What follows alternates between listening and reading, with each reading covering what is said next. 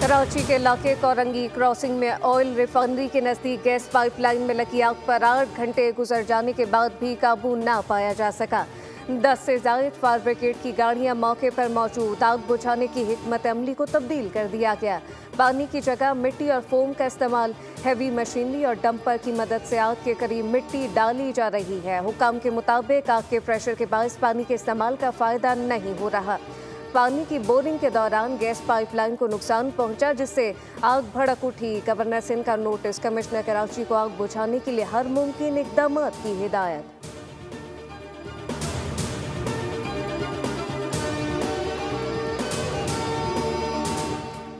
लियाकताबाद पुल पर तेज रफ्तार कार खड़े ट्रक से जा टकराई। हादसे में कार सवार जाम बहक। रेस्क्यू टीम के मुताबिक शहरी की शनाख्त शरीफ के नाम से हुई।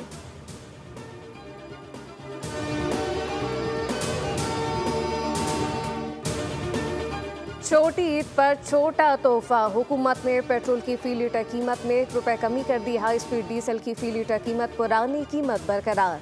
वजारत खजाना ने नोटिफिकेशन जारी कर दिया। हुकूमत ने पेट्रोलियम मसनूआत पर ₹8.64 तक लेवी बढ़ा दी, जबकि पेट्रोल पर लेवी में ₹2.15 इजाफा।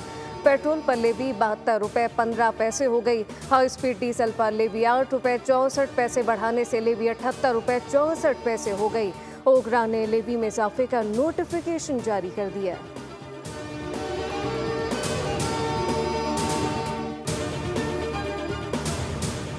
और पाकिस्तान और न्यूजीलैंड के दरमियान वनडे सीरीज का पहला टकरा। न्यूजीलैंड का पाकिस्तान को 345 रन का हदफ।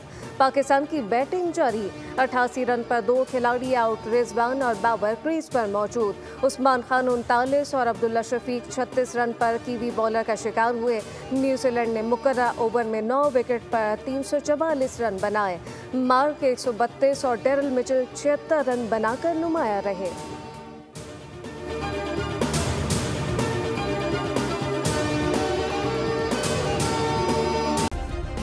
सब्सक्राइब करें और बेल दबाएं ताकि कोई खबर रह न जाए।